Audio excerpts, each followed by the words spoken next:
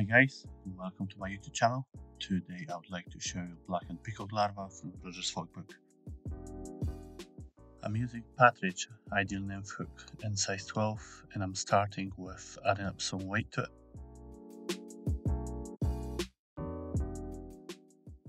This is going to help us to create a nice tapered body. This is a lead free wire 0.4, about 12 to 14 turns.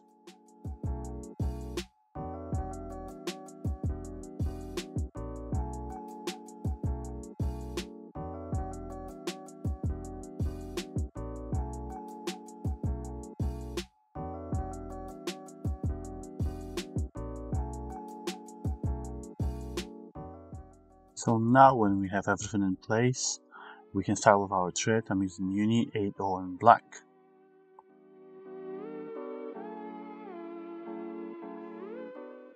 When I'm holding the waste piece of a thread in my left hand, I'm running that along the lead wire. I'm doing exactly the same thing with the main thread, and then when it's all on one side, I'm just trying to push everything together.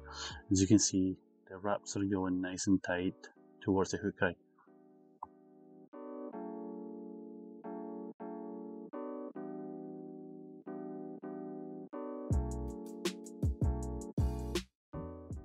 Next up, just a gold wire. This will be our ribbing material.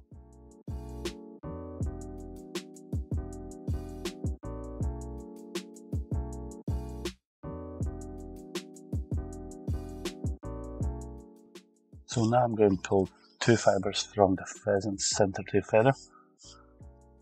Fog was using 4 strands actually, but I find this is a wee bit too much for this fly.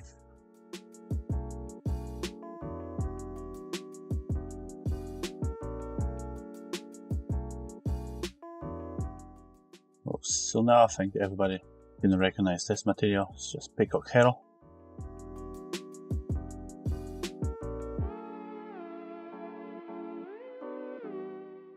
Now when everything is in place, nice and tied down, we can start to build our body.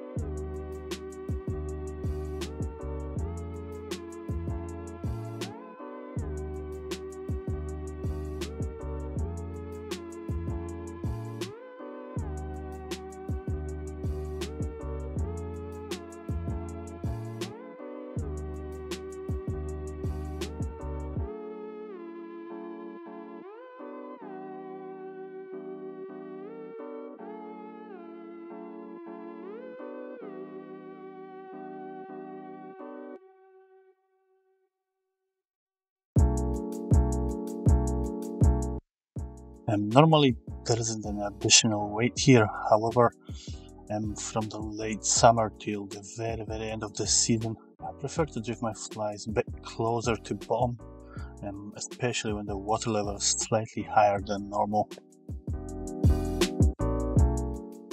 Now I'll herl the 2 strands. We need to be very careful with that.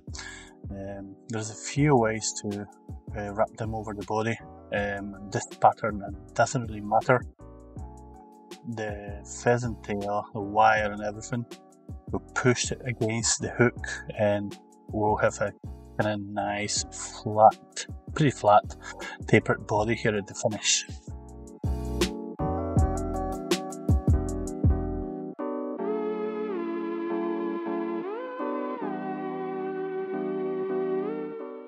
Few wraps to hold the material down.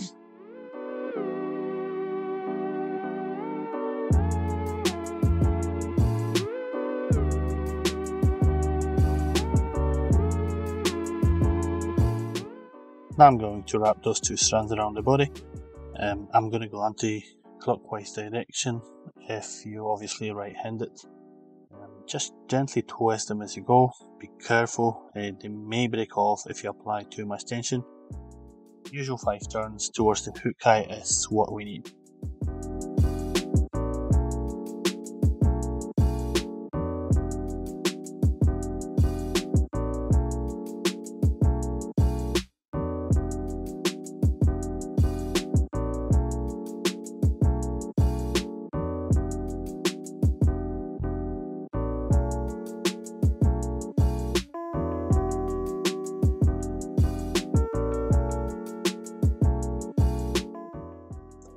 Right, few turns, keep our head nice and clean. Ryer, canter rip the entire body. This way the fly will last much longer. Again, 5 turns towards the hook eye is exactly what's needed. This pattern doesn't really represent the larva, it's simply case it carries. So, why is the taper important? Well, that's simple. When larva grows, it builds its home, so the home grows with the larva itself. They're using a lot of different materials to do it, from sand, gravel, shells of freshwater snails, all the way up to a variety of organic debris. This mix of peacock herl, pheasant tail, goat wire is a perfect representation for the organic debris like leaves and other stuff the larva gathers to build its home.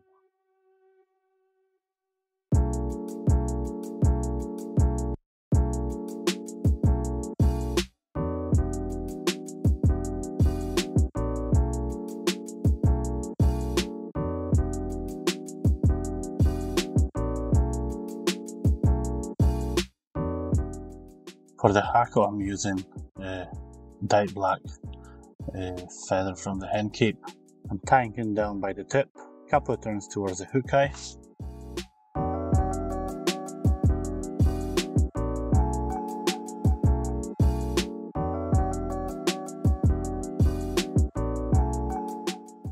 And now just cut the excess off.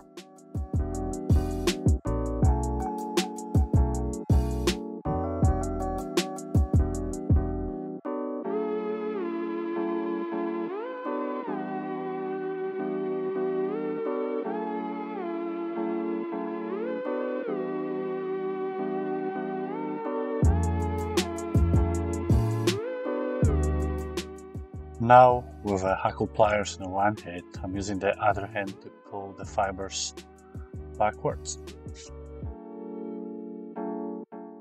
I'm wrapping the feather around the hook shank. What we need is 2, maximum 3 wraps around, and that will be more than sufficient.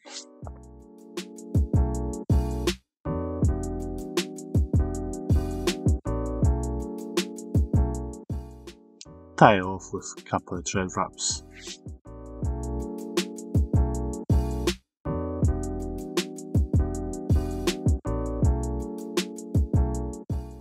Now cut the excess off.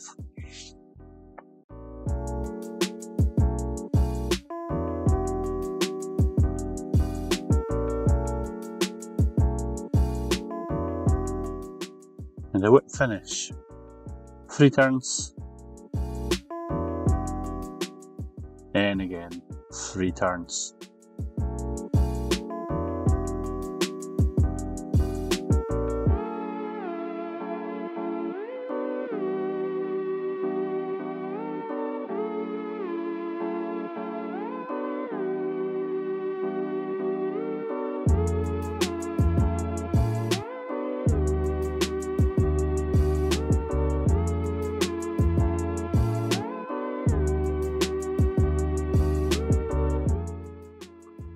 Eventually, varnish on the head, and later on I'll do it again, and possibly I'll give it a third round as well.